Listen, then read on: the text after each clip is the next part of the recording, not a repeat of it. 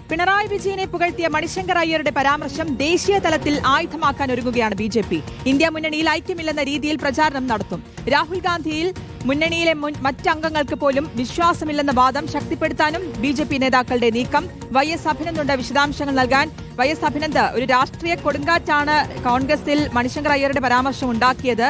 ആ വിഷയം അതൊരു ആയുധമാക്കാൻ ബി.ജെ.പിക്ക് കിട്ടിയ ഒരു അവസരമായിട്ട് ഇതിനെ കാണുകയും ചെയ്യുന്നു, അല്ലേ?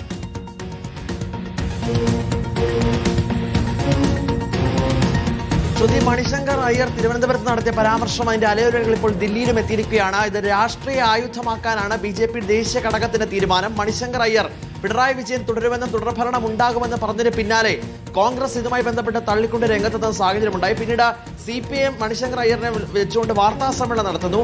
അങ്ങനെ ഇന്ത്യ മുന്നണിയിലെ അനൈക്യമാണ് പ്രകടമായതെന്നും അത് കേരളത്തിൽ നിന്ന് ആരംഭിച്ചുവെന്നും അത് ഉടൻ തന്നെ ദില്ലി വരെ എത്തി. അങ്ങനെ ഉത്തർപ്രദേശിലെ അടക്കമുള്ള ഉത്തരേന്ത്യൻ സംസ്ഥാനങ്ങൾ ഇങ്ങനെ കറങ്ങിത്തിരിയുമെന്ന് അടക്കമുള്ള പ്രചാരണങ്ങളാണ് നിലവിൽ ബി.ജെ.പി. നടത്തിക്കൊണ്ടിരിക്കുന്നത്. ഇനി അങ്ങോട്ടുള്ള നിയമസഭാ തെരഞ്ഞെടുപ്പിന്റെ പ്രചാരണത്തിനും ഇത്തരത്തിലേക്കുള്ള പരാമർശങ്ങൾ നടത്തിക്കൊണ്ട് ഇന്ത്യ മുന്നണിയിലെ അനൈക്യം ചൂണ്ടിക്കാണിച്ചുകൊണ്ടുള്ള പ്രചാരണം അത് തുടക്കമിടാൻ തന്നെയാണ് ബി.ജെ.പിയുടെ തീരുമാനം. രാഹുൽ ഗാന്ധിയിൽ പലർക്കും വിശ്വാസമില്ല.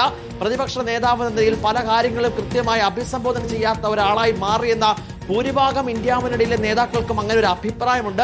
അതിൻ്റെയൊക്കെ അടിസ്ഥാനത്തിൽ രാഹുൽ ഗാന്ധിയോട് കുറേയധികം ആളുകൾക്ക് എതിർപ്പുണ്ട് എന്നടക്കം ചൂണ്ടിക്കാട്ടിയുള്ള പ്രചാരണത്തിലേക്കാണ് പോകുന്നത്. അത് മണിശങ്കർ അയ്യർ കൊടുത്ത ഒരു വാൾ കൂടി ഇപ്പോൾ വീശുവാൻ വേണ്ടിയിട്ടാണ് ബി.ജെ.പി. നിലവിൽ തീരുമാനിച്ചിട്ടുള്ളത്. അത് ഇന്ത്യ മുന്നണിയിലെ അനൈക്യമാണ്. CPIM കോൺഗ്രസും ഒന്നായി ദില്ലിയിൽ നിൽക്കുമ്പോൾ അത് എന്തുകൊണ്ട് കേരളത്തിൽ പോകുമ്പോൾ രണ്ടായി മാറുന്നു?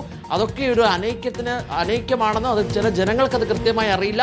അവരെ പഠിപ്പിക്കുവാൻ വേണ്ടിയിട്ട് ഇതൊരു ഉദാഹരണമാക്കി മാറ്റാനാണ് നിലവിൽ ബി.ജെ.പി. ദേശീയ ഘടകം തീരുമാനമെടുത്തിരിക്കുന്നത്. ശ്രുതി. ശരി, വൈ.എസ്. അഭിനന്ദാണ് വിശദാംശങ്ങൾ നൽകിയത്.